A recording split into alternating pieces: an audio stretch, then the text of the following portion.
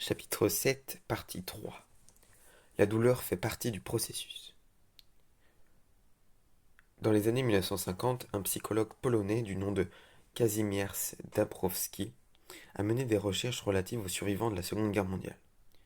Il s'agissait de comprendre de quelle manière ils avaient surmonté les expériences traumatiques de la période. C'était la Pologne, cumularde de l'horreur à qui aucune tragédie n'avait été épargnée.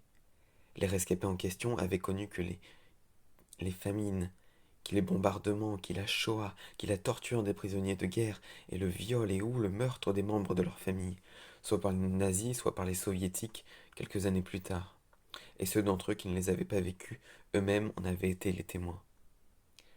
À l'étonnement de Dabrowski, bon nombre d'entre eux reconnaissaient à ces traumatismes accumulés le mérite d'avoir fait d'eux des individus plus matures et même plus heureux.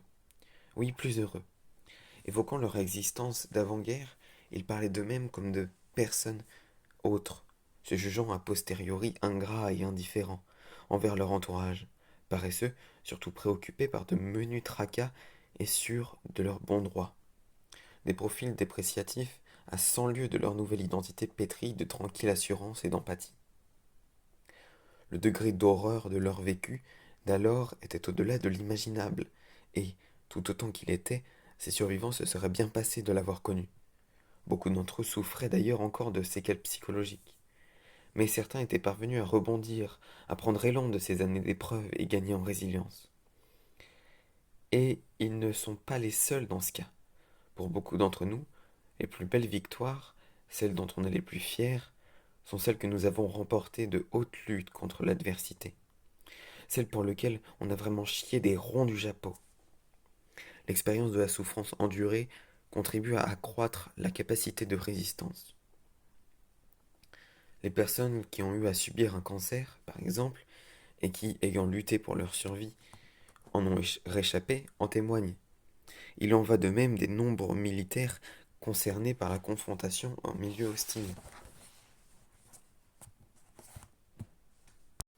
Selon Drabowski, la peur, l'anxiété et la tristesse ne sont pas des états nécessairement ou systématiquement perturbateurs ou inutiles. Au contraire, de la même manière que l'épreuve physique vient fortifier l'organisme, ils fonctionnent comme autant de moteurs, de vecteurs, de l'évolution psycho-affective, provoquant à l'occasion des virages à 180 degrés.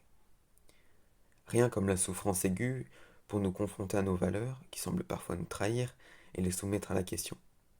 On a besoin de crises existentielles, sous une forme ou sous une autre, pour considérer en toute objectivité ce qui a fait sens dans notre vie, et éventuellement envisager de changer de direction. Toucher le fond, traverser une crise existentielle, appelez ça comme tu voudras, moi je préfère dire en baver ou en chier. Peut-être que tu es concerné par ce genre de choses-là. En ce moment, peut-être que tu sors tout juste la tête de l'eau et que tu ne sais pas encore trop où tu en es parce que tout ce que tu croyais vrai, normal, ou bien c'est avéré tout le contraire. C'est bon signe.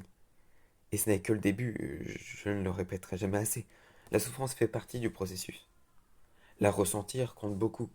Chercher à s'en abstraire, la masquer, se complaire dans la pensée positive revient à se priver de la motivation indispensable à toute métamorphose. Quand j'étais enfant, à chaque fois que mes parents investissaient dans un nouvel magnétoscope ou une nouvelle chaîne stéréo, je testais tous les boutons. Je branchais et débranchais sans fin tous les fils, les câbles, juste pour voir ce que ça faisait. Au bout d'un moment, j'avais compris comment tout ça fonctionnait, et j'étais souvent le seul à la maison à m'en servir. Un peu comme tous les gamins de ma génération. Je passais pour un authentique petit génie aux yeux de mes papa-maman. Savoir programmer le magnéto sans regarder le mode d'emploi suffisait à faire de moi la réincarnation de Tesla. C'est un peu facile de les charrier à propos de leur technophobie. Plus j'avance en âge, en effet, plus je réalise qu'on se trouve tous face à ce genre de situation. On est là comme des cons à se dire mais comment ça marche ce truc alors qu'en fait il suffit de le faire marcher. Je reçois régulièrement des mails de gens qui me posent ce genre de questions. Et pendant des années, je n'ai pas su quoi leur répondre. Il y a la fille dont les parents sont immigrés et ont économisé pendant des années pour lui payer des études de médecine. Mais maintenant qu'elle est à la fac, elle voit bien que la médecine lui répugne, qu'elle elle ne souhaite pas devenir médecin et a envie d'interrompre le cursus. Alors elle se sent coincée, tellement qu'elle finit par m'envoyer un mail à un étranger sur Internet, moi, en lui posant une question aussi idiote qu'évidente. Comment je fais pour abandonner mes études médicales? Il y a aussi l'étudiant qui a flashé sur sa prof. Chaque signe, chaque sourire, chaque banalité échangée le met dans un état pas possible. Alors il m'envoie un mail fleuve de 28 pages qui se termine par cette interrogation. Comment je fais pour lui demander si elle serait d'accord pour sortir avec moi? Et puis il y a cette mère célibataire dont les enfants adultes et diplômés s'incrustent à squatter son domicile, vider son frigo et son porte-monnaie. Elle souhaiterait les voir prendre leur envol et débarrasser son plancher par la même occasion, mais elle flippe de les pousser dehors au point de me demander comment je fais pour leur dire de partir. C'est du pareil au même que mes parents avec leur comment se servir d'un magnéto. Vu de l'extérieur, il n'y a pas à tortiller. La réponse est simple, ferme-la et agis. Vu du dedans, pourtant, à bien considérer chaque situation dans sa complexité, bonjour les poupées russes d'énigmes existentielles et les casse-têtes chinois. Ces questions paraissent d'autant plus comiques dans leur formulation que les réponses s'avèrent aussi difficiles pour ceux qui se les posent qu'elles semblent faciles à ceux qui n'ont pas à se les poser. La souffrance n'y attend que le signal pour tout submerger. Remplir les papiers nécessaires pour dire bye bye à l'école de médecine est aisé. Briser le cœur de tes parents ne l'est pas. Pour savoir si ta prof acceptera de sortir avec toi, il suffit de lui demander, fastoche, mais risquer de te faire jeter.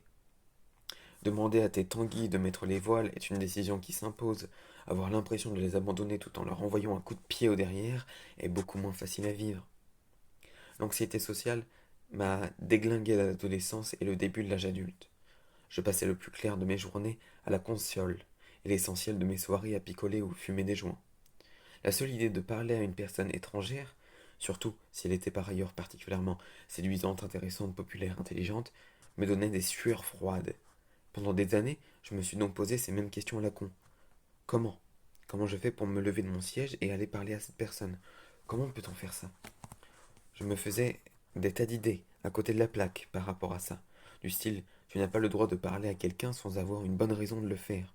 Ou, cette nana va croire que tu veux la sauter illico si tu vas la voir. Le souci, c'est que mon ressenti dessinait à lui tout seul les contours de ma réalité, s'y substituant intégralement. Du sentiment que les gens ne voulaient pas me parler, par exemple, j'induisais qu'ils ne voulaient effectivement pas me parler. D'où ma question bien conne de l'extérieur, mes prises de tête de l'intérieur. Comment tu fais pour juste aller parler à quelqu'un? J'étais incapable de sortir de moi-même. Comme il est tentant d'anesthésier la souffrance en soi, de la faire taire par toutes sortes de subterfuges, afin de retrouver au plus vite l'état de bien-être intérieur, apprends à supporter la souffrance, goûte-la comme un mets de choix, et agis malgré elle. Je ne vais pas te mentir, ça va te sembler insurmontable au départ. Mais tu peux faire simple pour commencer. Tu vas d'abord te sentir démuni à ne pas savoir quoi faire. Mais on en a déjà parlé. Tu ne sais rien, et même quand tu crois savoir, tu ne sais que dalle. Alors bon, qu'as-tu à y perdre? La vie, c'est invariablement ne pas savoir et faire quand même quelque chose. Toute l'existence ressemble à ça. Quand tu es heureux, quand tu te plantes, quand tu gagnes au loto et t'achètes une petite flotte de jet ski, tu n'as pas la moindre idée de ce que tu es en train de faire. N'oublie jamais ça. Et surtout, n'en aie jamais peur.